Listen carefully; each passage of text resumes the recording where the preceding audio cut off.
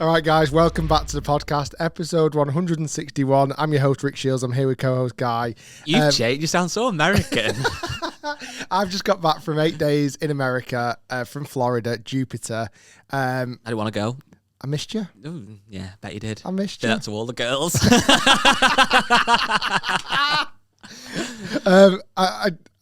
I didn't. You know what it was? A bit like how I probably played it down to my wife. I almost tried to play it down to you. I know. It's But fine. on this podcast, I'm not. I'm going to go all the way from start to finish. I know you said it on the last podcast. Do you want to, again, reiterate why you couldn't make it this Well, yeah, trip? I kind of did a little, slight little, dropped it in there. But my wife's pregnant, which is obviously very good news for me. And she's due next month. And it's something that I've not really spoken on the podcast too much, just because no reason other than I didn't massively want to. Some things are private. Yeah, it's not a massive secret. So I posted on my Instagram a little while ago, but yeah, so that's very exciting. So I couldn't really risk it. She's due in about a month's time. So You're on countdown. I am on at the countdown. moment. So I was sat here in the snow and the freezing icy cold, not bothered. Didn't even want to be in America anyway. Didn't want to be with Rickie Fowler, etc., etc. But this podcast is an exciting one because you've got a lot to fill me in with, and the goodness. audience. I don't know a lot of your stories from America, but what I do know and what I'm super, super, super excited about, and the audience should also be, some of the content coming our way in the next 4 weeks or so is going to be outstanding. America, honestly, I've not travelled for a while. I've not been on a plane for 3 years. I'm not out the country. Well, I have when I went on a cruise in the summer, but getting out to America again, certainly in Jupiter, because I've been to Orlando before, okay? And Orlando's good and it's got a lot of golf. Jupiter's a different level. What is Jupiter? It's south. It's about 2.5 hours south of Orlando. Okay. So it's on the way to Miami, but not quite there. And you've got so many amazing golf courses. You've got Medalist, which is known to be one of the best golf courses in the world. It's where Tiger plays, which we'll come on to Medalist in a bit. You've got another course called Floridian. You've got the Bears Club. You've got... Is that Jack Nicklaus's one? I would imagine so. I always thought it was. It's called the Bears, but I might be wrong. I'm probably missing out on... You've got Dye Preserve. You've got... Old Marsh Golf Club. You've got, honestly, Jupiter Hills. You've got 50 amazing golf courses. I'm not exaggerating. Okay. So we were over there doing a little bit of filming. You've just alluded to it a minute ago. I got opportunity to do a 10-shot challenge against Rickie Fowler. Wow. Honestly, I properly pinched me moment. Like, Rickie, as much as we've been growing up playing golf, because he's quite similar. I think he's about the same age as you, if not a tiny bit younger, I actually. think he's older than me. Let's have a look. How old do you think I had he him in is? his early 30s. I had him as 32. Okay, I'm 32. He's 34. He's Okay, in between so me he's and right you. in between you and me. So I feel like I've almost kind of grown up in my golfing career with him a little bit, as I suppose you have as well. He's always looked so charismatic and you know, a really good golfer. He'll admit it, and we've got a podcast episode coming out next week with Rickie. Exciting. And we do dive into the fact that the last couple of years was quite a struggle for him. Absolutely. Like, he's really struggled, but honestly, the way he played, I'm not going to give too much away.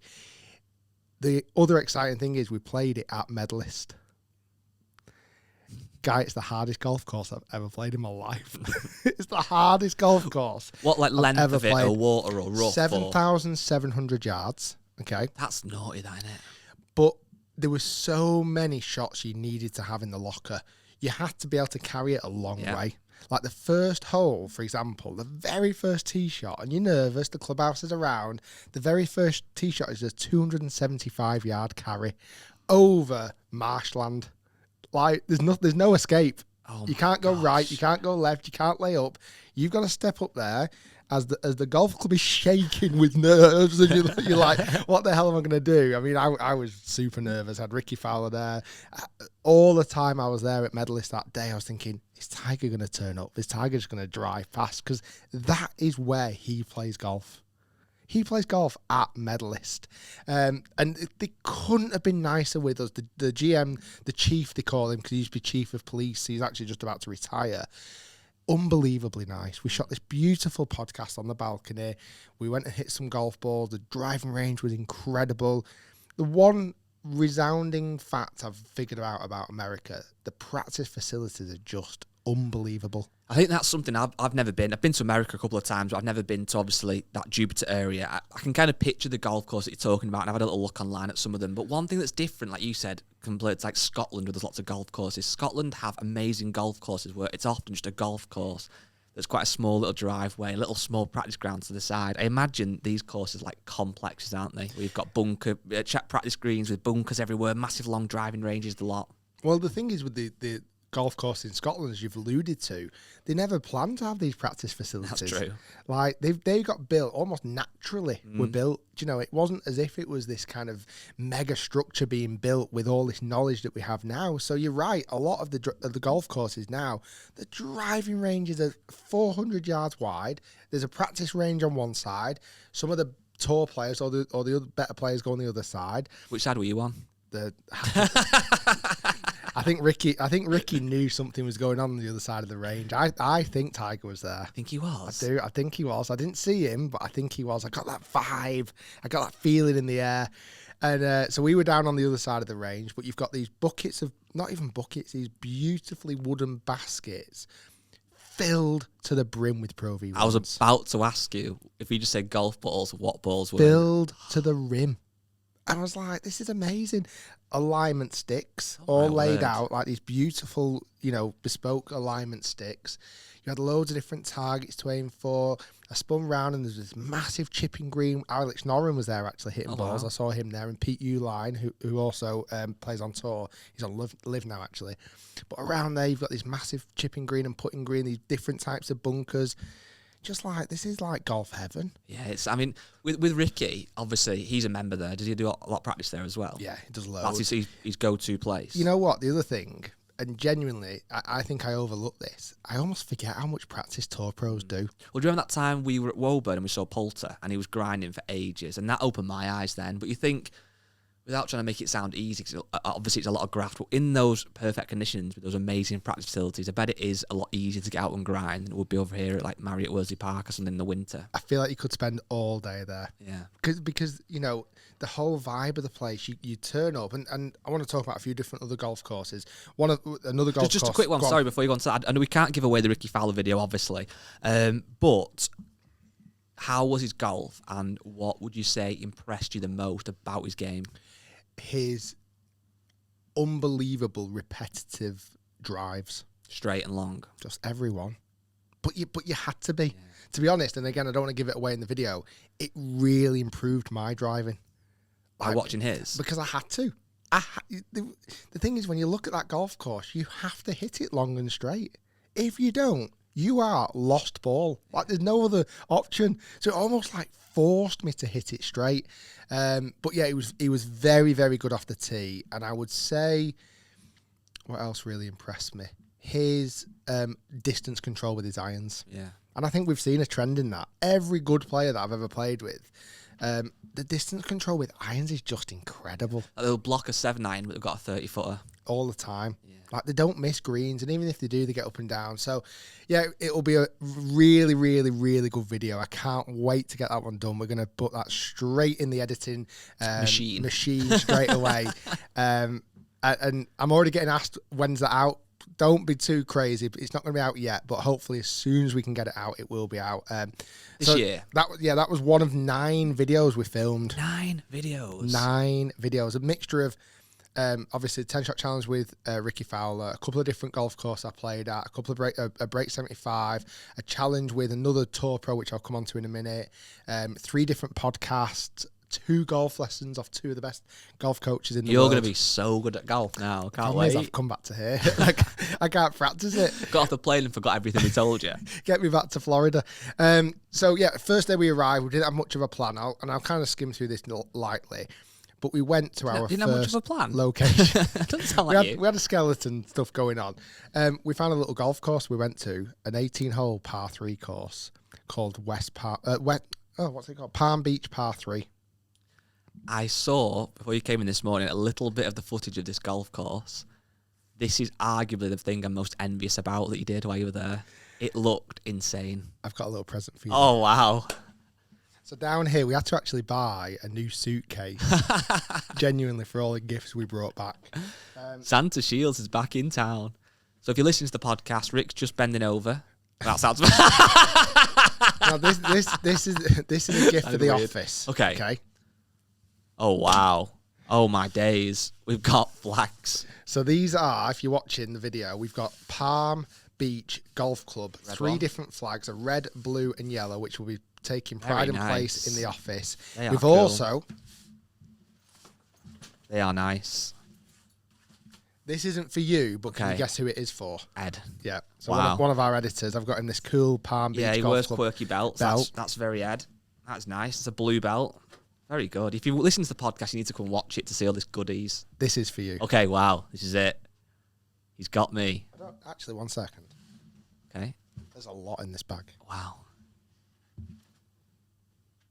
I'll get you 2 The things. suspense is killing me. I'll get you 2 things. Okay. right? Oh. So I think that's a bit of you. That couldn't be more me. Wow. And I got you that one as well. Oh wow, that is So cool. Guys, Thank you very much. Is that a Palm Beach So these par are 3? Yeah, I'd like a hat, and I like a hat that's quite simple in design. And it's a black hat with the Palm Beach par 3 logo on the front. Very, very me. I like that a lot. And then there's a kind of more of a salmon, would you say, Sam? Little salmon number with a little logo on the front. That is, I'll put those at pride of place. They are very, By the very way, me. that's not the best stuff yet. Oh wow. This isn't either, but I've got that for another member of staff. Who do you reckon I've got that for? Timothy. Of course, a nice little coffee mug. That's very nice. So that's our. Well, somehow I managed to spend 500 quid in the Palm Beach Golf Club. They Pro saw shop. you coming. I bought a little Sunday bag. I've not Oh, brought it with me. nice. It's like just like 4 clubs in a bag. I'm a big fan of that. But this par 3 course, and you should be envious. And I'm sorry to say, I'm sorry to say this. It was epic. It looked it. Absolutely Maybe, epic. without giving any more work for Matt, over this bit of footage now, to put a little bit of a clip maybe over, just of some of Certainly the... the sunset shot we got, Wow. because this property, it's an amazing story. It's on a real exclusive plot of land. And I think it was in 2005 that basically, to some degree, the government bought it back. And it's a public golf course, right? I love it. And it was built by these really, really wealthy family years ago in like the 1950s, I think it was. And basically now, for the next however many years, 100 years, that is going to be recreational land. So green land. It's going to be a golf course, basically. They've got this beautiful clubhouse. The hospitality over there and the food is unbelievable. I've probably put on 3 stone since being over there. But the way you get the service is just so good. Tony, the head pro, he welcomed us around, took us upstairs. We had lunch over on the veranda looking over the golf course. They just do it right over there, don't they? Like, they just seem to get service so good. That is one thing. For again, when I've been to America, it is something that you definitely see is kind of elevated. And these venues, they know they're going to have a lot of passing trade. And if they treat you right, you will then go in the gift shop and spend 500 quid. So everyone's a winner. They're amazing. So that was Monday. Nice little kind of get Ease your way in. Sunday. Ease my way into like the different grass. Yeah. Like chipping on Bermuda. That took a while to get used to. Did the putter come out a bit more then, or did No, you? because you can't put. Because You it doesn't. literally can't put. Oh my! This sounds like your nightmare. Well, it was, but I just embraced it. Okay. Yeah, had a few Blame the grass. sherbets. Yeah, well, that's the thing. You can blame the grass. You can blame the grass. look at this grass. So yeah, that was really nice. That's a video coming. That'll Is be a it? video coming. That was really for me a practice round for just getting used to being out in America. I've not been out there for a while. Just getting used to, like you say, the different grass, the speeds of the greens, just being out there vibing. Vibing. You really are American. So then the next morning was the match against Rickie. So got to medalist super early. Set up, had some food, like I say, got treated so nicely. The driveway up there, just the whole experience was amazing. We hired this monster vehicle, this Ford Escalade or something. What was it? What was the Ford called? Expedition or something. It was monstrous. It was like a truck. So we pull up at Medalist, tunes are blaring, like bad boys. What you gonna do? We drive up there. We did really. We were very polite and kind. But again, the service, just I can't get over how well you seem to get treated out there. I know it's all a bit more about tips, you know, but I think we could definitely learn a lesson over here about service now, how they treat people, the way they talk. It was just phenomenal. So I did medalist on the Monday. Tuesday, I was actually filming for Nick Faldo's new channel. Your friend? Sir Nick Faldo. So we went and went over to Jupiter Hills, which was a very exclusive golf course. A little bit more medalist. I felt like you could have done what you wanted. You can vibe. You can vibe. You can turn up in flip-flops like Rickie did. You can, you know, what I didn't say, by the way, at the end of that, after the match with Rickie, we went back in the clubhouse. He got me this bourbon whiskey. Wow. Guy, it was bloody massive. It's like a pint. Was it nice? Not into whiskey Yeah. at all, was it? You know what was nice? And again, this is probably shows my lack of experience in this department sometimes. We had this bourbon, okay, so it's quite big. Then they put this massive round ice ball in it, like an ice cube but a ball, right? That went in it. So the first few sips, I'm like, oh God, that's gonna put my hairs on my chest. I'm like, oh God, that's like literally burning my mouth as it's going down. 5 minutes later or whatever, when the ice just melted a little bit and the water, Softens it a little bit. oh, it was beautiful. It's like nectar. So yeah, not sure if Rickie wants me to tell people that we had this big whiskey, but it was good. It was good. And then so Tuesday out with Faldo, shooting a new piece of content for his channel. We went and played a few holes at Jupiter Hills. I hit this golf shot. I played this par 5, just to tell you quickly, because I don't think it'll make the video because no one was recording it because it wasn't on our channel. I blocked it down the right. I was in these pine trees. I said, I'm going to rip this 2-iron and hit this big low chasing draw. Literally perfect shot onto the green for eagle opportunity. 3-putt par. Oh, but either nice. way, Nice standard Shiels. either way, it was quite good. I was at least beating him on the first hole. I birdied the first and he parred it. So that's my little claim to fame. So those videos are coming out on Sir Nick's channel soon. We had some whiskey on that day as well because he's got this. It's a bit of a theme to this Black Bull trip, isn't there? There was lots of 3 puts drinking. and whiskey. And then we did a podcast with him as well. Nice. That was quite cool. He was asking. I was a guest on his podcast. Very good. How times have changed.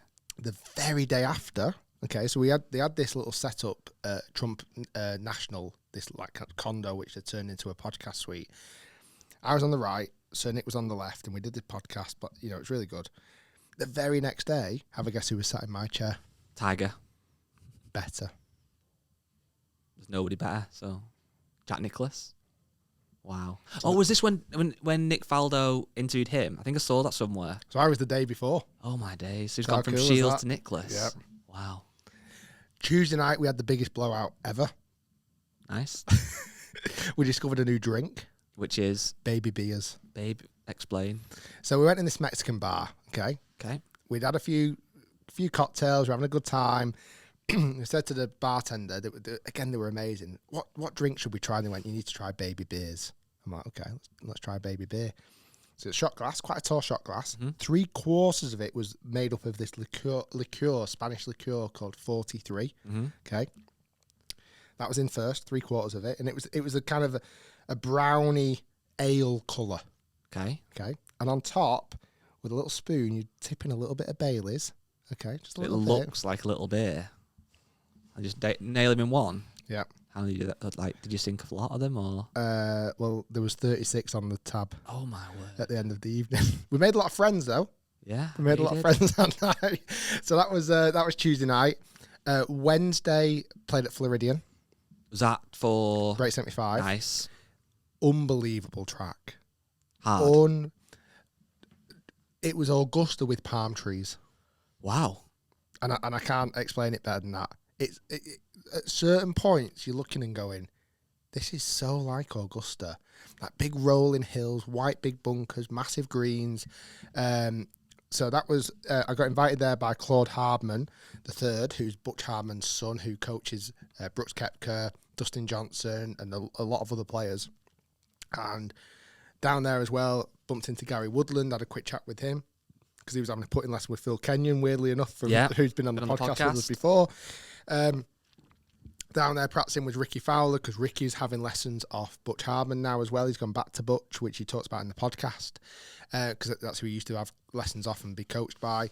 So Floridian, unbelievable track, just the best vibe in the clubhouse. 'Cause I was a bit worried after being to Jupiter Hills the day before. I was a bit like, what are the rules? Because that felt very like No vibe. you had to stick to rules. Yeah. It was an amazing place, but there was a high rule threshold. In the clubhouse of Floridian, it said the only rule is there is no rules. I was like, okay, this is my bit. This is my place. Yeah. And they had this little par 3 course, which unfortunately I didn't get a chance to play, but it looked incredible. That had been designed by Butch Hardman, which was right on the waterfront. And just the golf course was amazing. We shot a great video in the evening. Really, really good. Food was amazing. Golf was good. That was Wednesday. I'm trying to think now. What else did I do? Thursday. Have I got my days right there? My day front or behind? I think that's right, isn't it? These baby lagers have gone to your head. Well, what do we do Thursday then? You went on the sesh, didn't you? How many nights did you sesh it? 2. 2 big seshes? Was the medium seshes as well, or just 2 bigs? No, just 2 bigs. We'll tell you about the next big one in a minute. What was Thursday? I'm confused about my time. Didn't you do something with Brad Faxon? PGA. Was that Thursday? Yeah. What was this? Was it? PGA. I think Rick's broken. PGA National, wasn't it? Well, what did we do Friday? I'm one day out. So if you're in the car driving along, wondering what's going on, Rick's just looks like all of a sudden he just stopped working. I'm going to look at my phone So and he's see now the looking at his- pictures. He's lost a day. Oh, so yeah, Sunday we flew in. Monday we did Palm Right, Beach. so we're up So to- Monday we did Palm Beach. Tuesday we did Rickie. Wednesday I did Sir Nick Faldo. Thursday was Floridian. Yeah. Yes. Friday, the new video. Okay. Okay. At PJ National, which is where it's that really, really hard tour course where they've got like it's like the Bear's Den or something. The last 3 holes are like really, really hard. Right. You know, I can't even remember what the tour event is there now, but they were prepping for that, so we couldn't get on the big course. So we're in a little course called the Match, and the Match course is all designed for match play. Nice. There's no tee pegs, no tee markers. Right. Okay, almost no pars.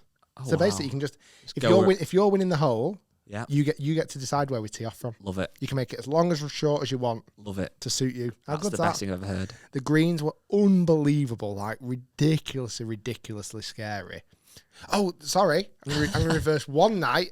Sorry, after Floridian playing on the where Thursday night, I was a guest on another podcast. Okay. Yeah. So we did 3 podcasts ourselves, and I was a guest on 2. Sir Nick on the Tuesday, and on Thursday night, I was a guest on Bob Does Sports podcast. Yes. So for those, a lot of people listening or watching this will know who Bob Does Sports kind of are.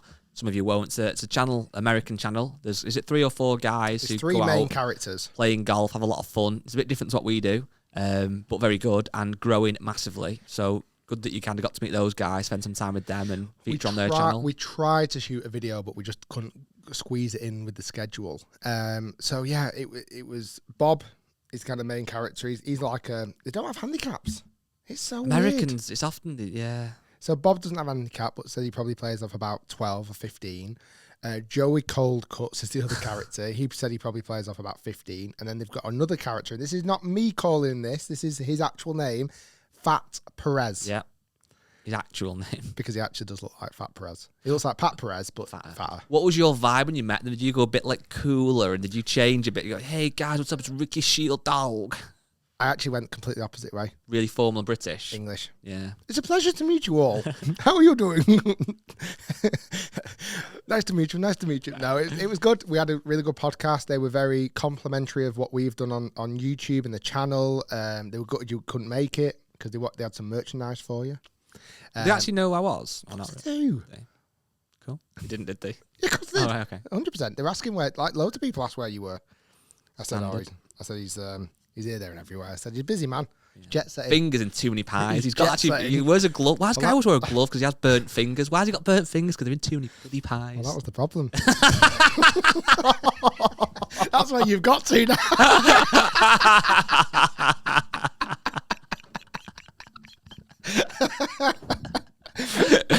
My so anyway. father listens to this podcast. So yeah, we did the podcast with Bob Does Sports. Thursday night, we couldn't shoot a video annoyingly, but we'll get that done again in the future. They want to come over to the UK. I said we'd host it. JCB Spash. They want to do Scotland Oh, well, yeah, fair play. in like 5 or 6 days. You know what you can do as well, dead cool? You can take like the old course, whatever, and you can be like, let me show you some off the beaten tracks. And you rock up at Crail, and they're like, oh my God, Rickie, cold cuts. This is cool, man.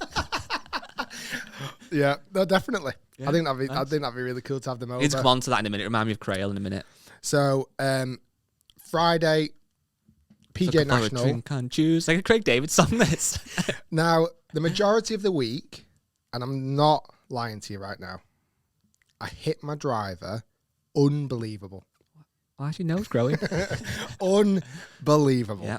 Like, probably the best I can believe you hitting your driver possibly well. the best I've ever Believe hit that. it off the tee. Yeah. Shots into greens, not bad at all. Chipping and putting. Putting mainly. I don't think I hold a putt for 4 days solid. I can tell you why. You hit them too hard. The greens are just so bloody hard. Yeah. You know what? I honestly can't read grain. Yeah, I don't really understand grain. Hear it a lot on the tour. Like the shiny side, the way that the one side of the hole is rough and the other is smooth.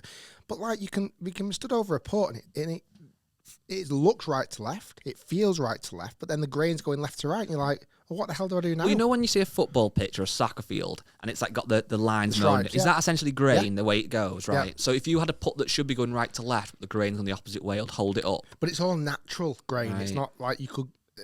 I had a chat with one of the superintendents at Old Marsh on Saturday, and he said, actually, you can get rid of grain, but it takes a long time. Right, okay. So newer golf courses aren't that great for grain. And obviously, a lot of these golf courses are still relatively new. Yeah. Even though they've been there forever, probably 20-odd years, they're still, that's quite new in the grand scheme of things. So putting was quite difficult. So Wesley Bryant, Yes. he's a PGA Tour player. Yes, PGA Tour winner. His brother's on that wall up there that people can't see. George, he went on the podcast with us. He was great. So George and Wesley have a YouTube channel, Brian Bros. Started off to being trick shot artists. Like I say, you've probably listened to the George Bryant episode. Well, Wes reached out to me and said, I'm in town. Should we shoot a video? I said, yeah. Now, Wesley is renowned for having a phenomenal short game. Okay. His nickname is Wedgeley Wow, that's nice. because he's so good with his wedges. Thought of a video. Better I'd do. putter than me, would you say? Might be the best putter I've ever played in my life. So I'm not bad then. Fair enough. You're still in top 10. Yes. We did a video where I hit all the full shots, and as soon as we got within 125 yards, Wesley switched on. Nice. He played all the shots from Using there. obviously his own clubs and stuff. Yeah. I feel like the fact that you said your driving was going all week now is going to come into the fact that suddenly your driving went to pot. You'll find out in the video. Okay. Oh, don't do this to me. I'm doing it to the audience. But it was very, very good. It was very eye-opening for me Yeah, to see. to realise how bloody bad with wedges I was. I could have told you that a long time ago. He Rick. tried to give me a wedge lesson. Tried. His technique is so like fluid and handsy. Does he nip it? He is actually a magician around the greens. Yeah. Like some of the shots that he played, I was like, you could have given me 100 attempts, I wouldn't have got that up and down. And he'd do it. It was like madness. So that was really That'd be cool. a good video. So that was Friday. Friday night was a quiet one. We just had pizzas at the apartment. Saturday morning, super early in the morning, got the opportunity to film and do a podcast with Brad Faxon. Nice. What a legend. He is. Yeah. He's often regarded as the best putter of all time. And now he's gone on to be a incredibly successful putting coach. Does he still coach Rory? He's pretty much his only client. Right, wow. So he's coached Rory. He's worked with Rory for 5 years now, which I didn't realise. I only thought it was a couple of years. You're right. He is renowned of being the greatest putter in the world, that's ever lived. The only reason he'll get conversations.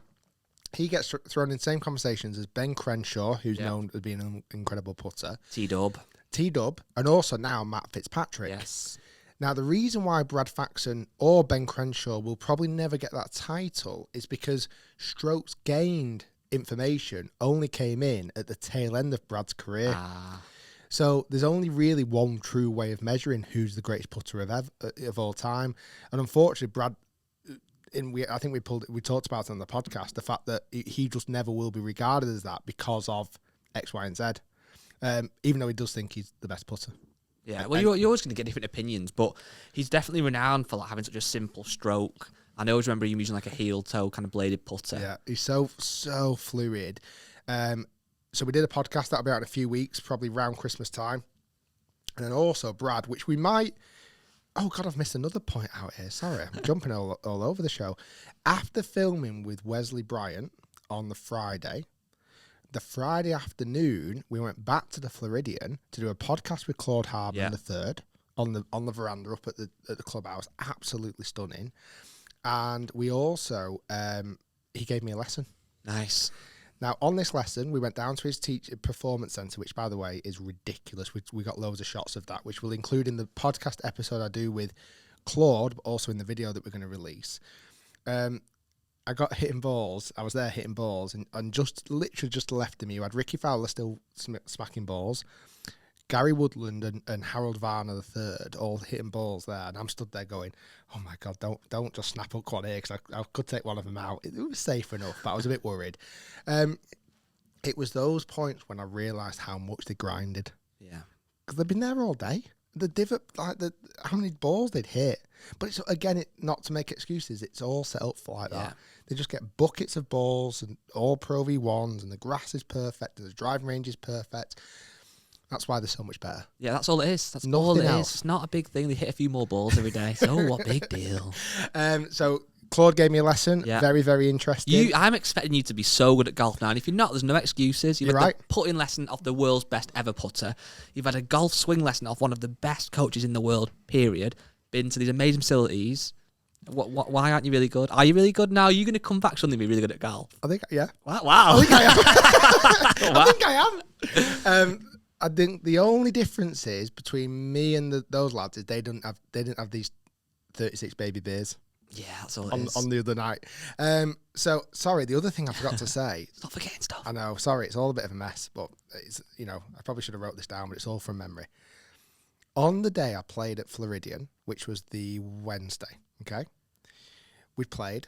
Again, Claude Hardman set it all up, which was an amazing opportunity. You know what I love? I keep shutting your eyes when you're talking, trying to think what happened.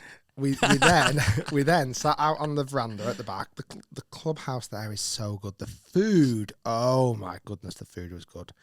Anyway, we're eating there, and in walks in Claude.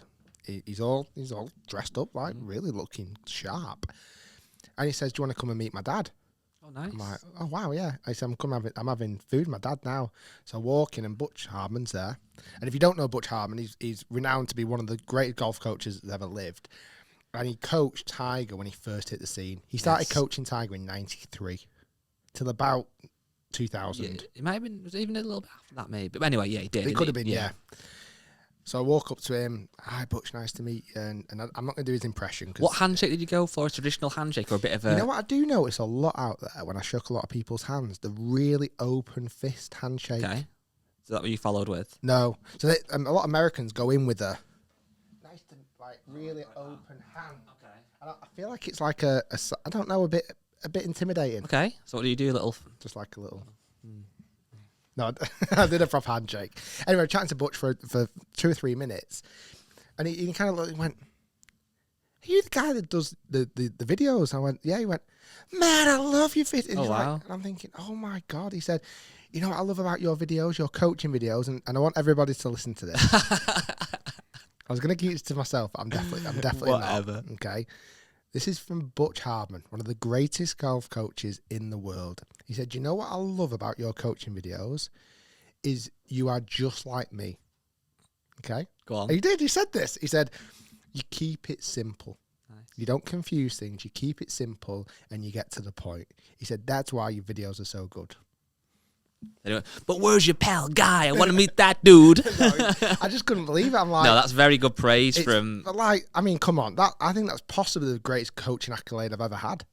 You know, for someone of that stature to say he's watched my videos and loves the fact I keep it simple, I'm like, oh my God, that's amazing. So that was really cool. The podcast with Claude on the Friday afternoon, that was really cool. That's going to come out. Had a lesson off Claude.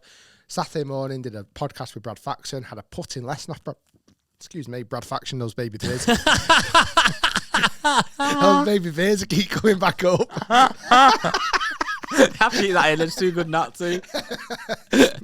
I want everyone to remember I landed yesterday. I'm still probably jet lagged and I'm not quite with it. So, where are we up to now? Saturday, had a lesson off Brad Faxon. He's got me vibing with the putter. There's so much vibing going on, so much improved He golf. got I'm me very vibing. excited to see you on the course. So that was it. We put tools down Saturday afternoon because we were flying home Sunday. Yeah. Tools were down. Clubs were packed away. Camera gear was packed away. We were potentially going to squeeze one more in Sunday morning, but it didn't quite work out. So Saturday night. You got sourced. Saturday afternoon. You got sourced. What happened Saturday afternoon? You sourced it. England versus France. Yeah. We watched it in Duffy's bar, sports bar. Amazing food. It was 2 for 1. Oh, wow. Okay, on drinks. Yep. We got going. Yeah. Okay, and there was nothing stopping the train. Nope, nothing to stop you at all. There was nothing. So we get going and we watched the England versus France match. Obviously, we watch it in America. There's nobody really watching. We're the only ones that are bloody shouting at the TV in the bar. TVs, You became a massive fan for 90 minutes. TVs. Oh, I knew exactly where we made the mistakes. I knew exactly who we should have brought on. Press, square it, line it. I was like, come on, I'm there with the salt and pepper shaker going, if we can just get Bring Steven Gerrard on, will you? I've not got Gerrard starting. I was looking at Beckham in the audience and going, come on, Beck, you can. If he'd have had that free kick. In the audience? Because I was in the crowd. He was in the audience. So David Beckham in the audience. So Saturday afternoon, we go Duffy's, we have a load of drink. It was really good. Obviously, England lost annoyingly. But anyway, we then decided to test my newfound skills. We went adventure golf. Oh, nice. We went to adventure golf with 36 holes. We played all 36 holes. Too many holes, if you ask me. You could buy beer. So that was, again, not maybe the best idea in the world. So we did all that. And then once we finished golf, it was getting dark. And we had a table reservation. I know you went. You told me about this. At a restaurant. Tiger Woods' place. I don't want to spoil it for me. Oh, I was going to big it up bigger than that. All right. No, I'm trying to play it down because I'm jealous. Tiger Woods' restaurant. We went to Tiger Woods' restaurant in Jupiter. Great. Do you want a medal? Was it good? Be honest. Do you not want this stuff in my bag then? Have you got more stuff? Do you not want? No, you're not got Does more he stuff. not want this stuff in the bag? Have you got stuff? Look at him change his tune now, eh? Tiger, where did you go? Oh, wow. Did it have stuff in there? Just let me tell you. Well, we didn't know it did. Oh, Am I allowed to say this on the podcast, do you reckon? yeah. Go on, what? So, let me see what else in my bag. He's got his bag of tricks out again. Oh, Rick's got a massive sack. That's another hat I got you. For me? I think so. Or so Harry, maybe. All right, okay. Well, I'll put it on my side for now, and then that's a nice one. Is that one for me or for Harry, do you reckon? I think for Harry. Okay, Harry can have it. Right, the first thing we got. What's this? This is a scorecard. We were pretty out of it by this point, so I don't actually know what all this stuff is. Oh, that's what you got the bill in. Okay. Okay. That's what you got the bill in. Tally it up. Cool. I don't know what it says. By the way, at this point, we were watching the match. So we were watching Tiger at his restaurant. Oh, nice. Okay, you ready? Yep. So this is definitely for me, this next one, or not?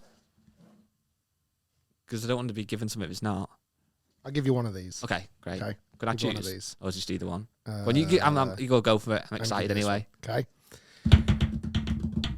I think we spent quite a lot of money in there. Okay. So they were very kind to us. Got me a Scotty Cameron. They were very kind to us. The first thing we got was T-dub hats. That is very cool. Blue one and a red one. That is very, very cool. With the Woods Jupiter on the side. How cool is that? Wow. Just hide the Nike swoosh. But yeah, TW on the front. Wow. Jupiter. That is very cool. Thank you very much. That is sick. And we were cheeky. Okay. Okay. Do you think we can definitely show this? The manager gave us this, didn't they? Have you took a glass? Just show it. Sam, Matt? Yeah. Yeah, it's fine. We got given them. We got 3 of these. If you get cancelled, I've nothing to do with it. It's whether I'm allowed back in Woods' restaurant ever you again. will. Tiger, if you're watching, I'm sorry. I owe you a little bit for this, but we bought some nice wine, so I think it's all right. Okay, let's have a look.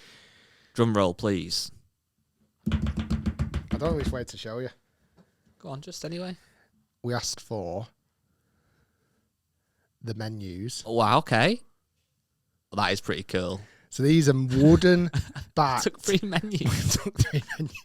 I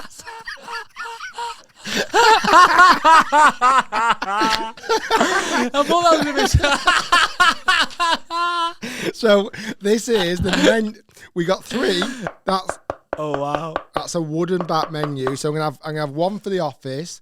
I think Sam's gonna keep one, and I might keep one. So it might not be, but you can see what you would have ordered. Wow, Yeah, okay. Tell me what you would have ordered. I think Okay. we might have actually got 4 because I've still got one in my suitcase at Oh, home. great. We might have So four then. I know I'll inevitably get judged on this, but for beer, I'd go for a bottle of Bud Light. Shoot me, I like it. And then for starter, I would have. We also taught the staff in here, the bartenders, how to make baby beers. So everywhere we went, we were teaching everyone how to make baby beers. Korean meatballs I'd have as a starter. Nice. They look fire. And then I'm going to go again. I'm going to stay on burger. I'm going to go big fat burger, I think. I'm going to go for the Tiger Woods burger. I can't even speak. Burger. And, the steaks as well. I'd just go pure beef. And then, look at the sides. Regular fries, onion rings. I feel like you would have got a lot of sides. I'd love to tell you what I ordered. Go on then.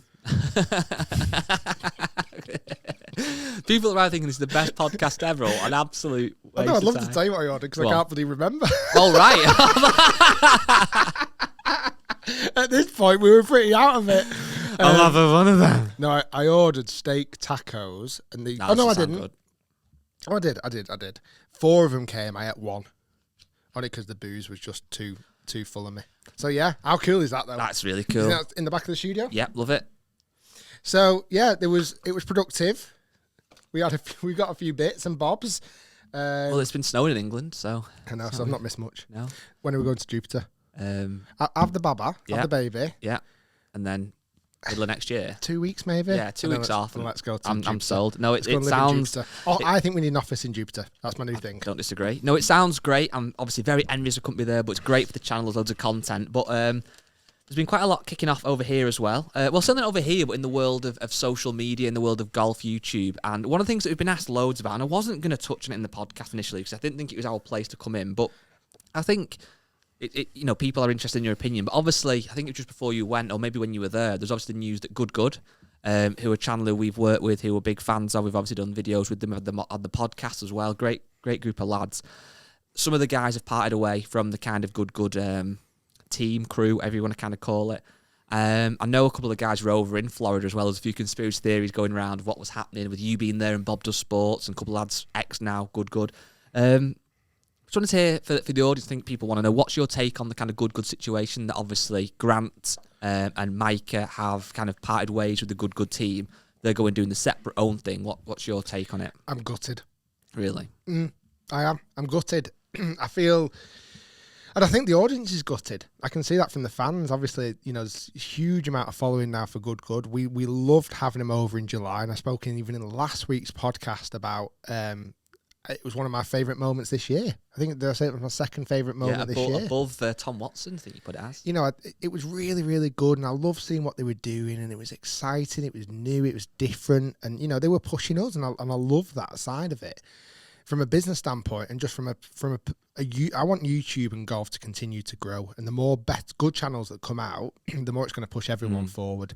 So I loved it, and we collaborated with them, and obviously, I'd like to think they definitely helped boost our subscribers, and I think we definitely helped boost their subscribers. We managed to get them over 1 million with some help and some views, etc. Back in July, and I'm sure you can probably clarify this, I didn't know any of this was about to come out in July. Could you see any cracks in the empire? No, and I think that's the thing. Obviously, it's a random tangent, but it kind of makes sense. My friend has just opened a new cafe, and on Friday I was working from home. I thought, right, I'll go and take my laptop. I'll have a couple of hours there. I'll see his new cafe, and I'll do a bit of work from there. And I got in, and randomly, the guy got working at his cafe was a huge fan of golf YouTube, and was like, "Oh, Guy, what are you doing here?" And my mate was like, "It's just Guy." My mate was, "Oh, I love all the videos, love Rick, which is great."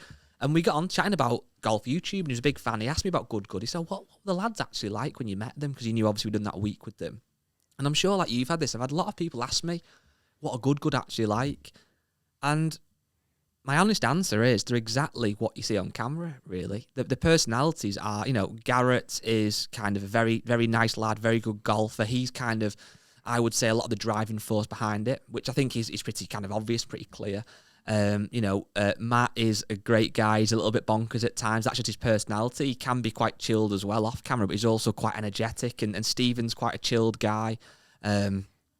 Grant, lovely guy, great golfer. Micah, great golfer. A little bit quieter, a little bit more reserved, but I think he's a bit older, and that kind of comes across. And Bubby was a very charismatic guy who I spent a bit of time with because I've took him to the shop a little bit a few times in when we were at JCB, and obviously there's no kind of stores, shops near JCB, so it was a bit of a car journey out. And the guys behind us, Max and Colin and Louise, were all amazing. Great group of lads, and I know it's kind of quite a conservative answer on that, but they are, what you see is what you get, and couldn't fault any of them. Yeah, in July, when we're at JCB, and again, there's lots of conspiracies going around that I'm part of somehow them splitting up, and I know that for a fact that that's not the case, and I'll explain a little bit more in a second. But yeah, genuinely, I'm gutted for them.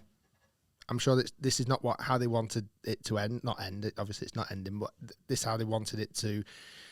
There be to break up or to be any controversy. I feel like I feel sorry for the fans, because I'm sure the fans loved the fact they saw these 6 lads together. And obviously Mike had dropped out, and there might have been, there's loads of reasons. He's a little bit older. He might have wanted to start doing different things, maybe whether it's pursuing a career, golf, actual playing career. He's married. I think he was the first one married. Obviously now Grant has got engaged, and there's a few other things going on. There might be different parts of the life, so it wasn't that much of a shock. And obviously the guys brought Luke in, didn't seem that much of a shock. I think it was when Grant left, it was a bit like, whoa. Even I was like, whoa, yeah. What the hell? Now, I knew that Grant and Micah were in Jupiter when I arrived. So when I put my Instagram story on that, I'm going to Florida. I think Micah and Grant both messaged me saying, oh God, we're in Jupiter as well. Now, my first thought, from my business sense, was, got to get him on the podcast. Let's do a bloody Oprah Winfrey type show, and get Grant and Micah on the podcast. And that was my first thought. And I messaged you, and you were like, not sure if I think that's the right plan. And to be honest, the more I dwelled on it, the more I thought, why do I need to get involved in this? And the reason, just want to clear why I said that, mine wasn't, again, anything. I love both of those guys, great guys. It was more the fact that if you do something with those two, just in that instance, in that moment, it might look, I know it sounds quite petty, but are you taking sides with them against the other guys, which it isn't at all. It doesn't mean you will never film. You might film with Grant next year, whatever it might be, or Micah, or good, hopefully, We've not fell out with anybody, and exactly. Doesn't mean they fell out either. But and I'll explain even more into that. So, it was definitely a little bit of a, what should I do? How can I work this? Do I want to be showing allegiance to anybody right now? Like, is this the right time to do it? And inevitably, it wasn't. I didn't feel like it was the right time to look at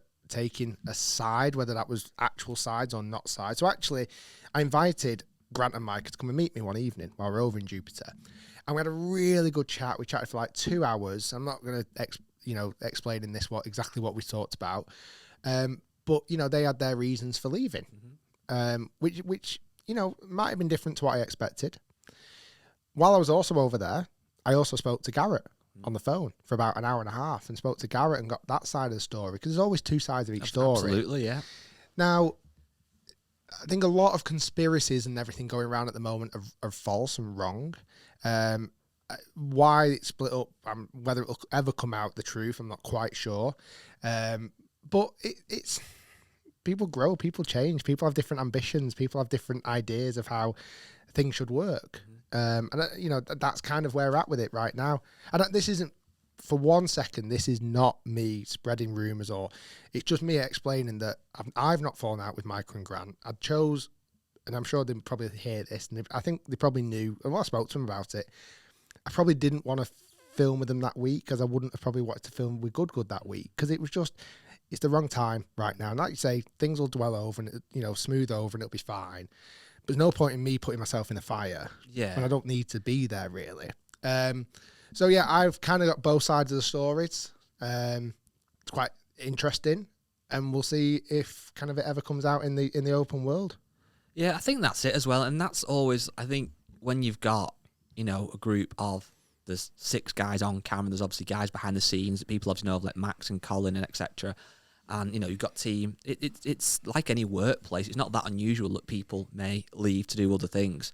They've all got their own channels. They're all going to be on the YouTube scene for the foreseeable future anyway, and doing their own stuff. So as a fan, I think if you're you are a bit upset about it, I would understand that people don't like seeing the favourite group, whether it be a musical group or obviously Good break up, I suppose, but Good are still there. The guys are making content as well. So if anything, it's exciting. There's more to come, and I think it's exciting to see what Good do going forward. I think it's, to some degree, it's this kind of new wave of YouTubers. They're coming out as almost like businesses.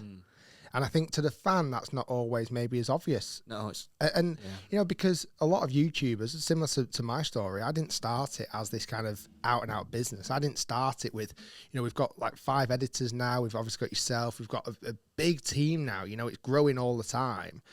But it didn't start like that. No. And you know, it's developed into that, where I feel like a lot of these channels now are probably coming into the space with these kind of more business structure, which I know that's the case. But maybe to the audience, and rightly so, they probably feel like it's quite organic and it's quite natural. But there's lots that goes on behind the scenes. Yeah. Even more, way more than I expected that goes on behind the scenes, to be honest with you. 100%. No, there is. And I think what's exciting is obviously with your trip away this last week, we've kind of forgotten in some ways how small the world actually is. You know, actually, you haven't flown for a number of years. A lot of the content we do is kind of local, but actually, in a week, you can go and make some great videos. So I'm sure next year there'll be collaborations again with Good, you know, with Grant, with Micah, with Bob Does Sports, with Foreplay, with all these different people. So it's exciting. I will open an invitation up, though. Oh, Tiger Woods. To have them all on the podcast. Oh, wow. So all 6. Wow. Or to be honest, they should do one themselves. Maybe that's the way the audience finds out, or it might not be what they want to find out. I don't know. Wow. But the option's there. Yeah. If nice. all 6 members want to come on, I'll be happy to be Oprah. A couple more things then before we wrap this one up. Good podcast so far, I think. Decent. Really good. Last week's Break 75 with Iona Stevens is, I think, going to go down as the #1 Break 75 ever. Combination of the golf course was fire. It was good. I really enjoyed it though. Iona was fire. She's better than that other little runt you normally have on.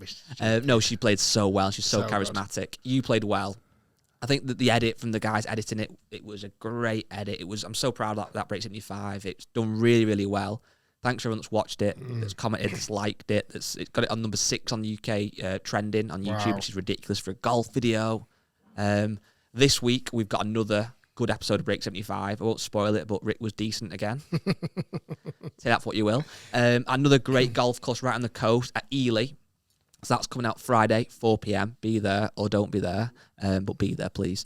And... quick one. I've got a little Dear Rick, but it's a little bit more probably for me, but I also want to hear your thoughts as well, Nick, Rick, and you'll see this why. But it's a bit of a long message, but I'll try and kind of abbreviate it. It's from a guy called Wayne, and it says, confusion after custom fitting. It says, hi, Guy and Rick. I've listened to the podcast and watching various YouTube videos of the last few years. I've taken on board lots of tips and info, and this recently got me to the realisation that my second-hand set of Nike Sumo SQ Woods I blindly picked up 5 years ago aren't really suited to me. For example, the driver has a stiff shaft and it's a 9-degree loft, yet my clubhead speed is only 85 miles an hour, and he's put brackets feeble for a 43-year-old, I know. I know that Rick reviewed the Ping G425 Max driver, which I know you both are using, and it's one of the most forgiving drivers out there. I thought that might help my game. Taking on other points, such as buying new clubs, it's always best to get fitted, I thought I would go and do exactly just that. Although some extra distance would be nice, the main aim was to find something that was hitting the fairways more often than his Nike. After explaining my situation with my local pro, he got me to hit some balls with my Nike driver, my old one. Then we moved on to Ping. We also tried the TaylorMade Stealth, Callaway Rogue, and the Cobra Speed Zone. All these were fitted with a regular flex and 10-degree loft. To both of our surprise, the longest and most consistent driver I hit was my 15-year-old Nike, which I hit a few more balls with afterwards then to confirm that was the case. The Ping came in second. The pro told me to save my money and stick with my current driver, which I appreciated his honesty. I honestly thought, given the Nike isn't really the right setup for me, coupled with how much technology has moved on in 15 years, I was going to see some improvement from at least one of the new drivers, if not the Ping that I had my eye on. Could it be that Could it be that I had just made the Nike work for me over time and become comfortable with it, despite the configuration of the driver? I would appreciate your thoughts on this and some guidance. Well, I think first off, well done to the pro. Yes. Who said stick with what you've got. 100%. And this is why, genuinely, I do believe that you should pay for a fitting. You know, even if let's say it was 50 quid you pay for a fitting, the pro, let's say, spends an hour with you and says to you, your clubs are the right for you. Well, everyone's happy. You've paid a small fee, but you've got a good service. The pro's been paid for his time, and you're fitted with the right equipment. And that's it. If I was Wayne in this instant, I would probably then want to see that pro for life potentially, because it shows how honest he is. Yeah. And he's in, you know, you think, well, if he's not just ripped me off the driver, then when I do want some new irons or a new putter or whatever, need new golf balls, I'll go back to him. I know I'm going to get good service. What was the last part of that question? It was, could it be that he's just making the Nike driver work for him, and he's become comfortable with it, despite the fact it's not the right configuration? Yeah, but also things like stiffness of shafts can vary. You'll know that. No, that was exactly what, when I read into this. So we said his club head speed is 85 miles an hour. Now, a very, very loose kind of number would be that if you're 90 miles an hour plus with your driver, you might start to explore stiff flexing shafts potentially. But a bit similar to shoe size or apparel size, whatever it might be. You might be a size 9 shoe in most brands, but equally there might be somewhere you need a 10 or you need an 8. Just life in it. Or a wide or a narrow or... Exactly, and same with clothes. You know, you might wear a large in some stuff, medium in other. It just depends.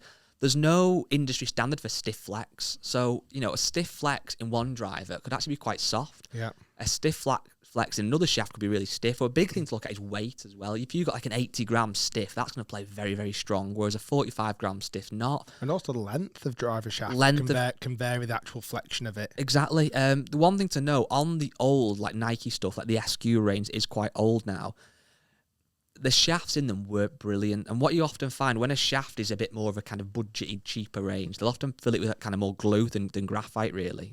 So not more glue than graphite, but more glue than you would find in a more premium shaft.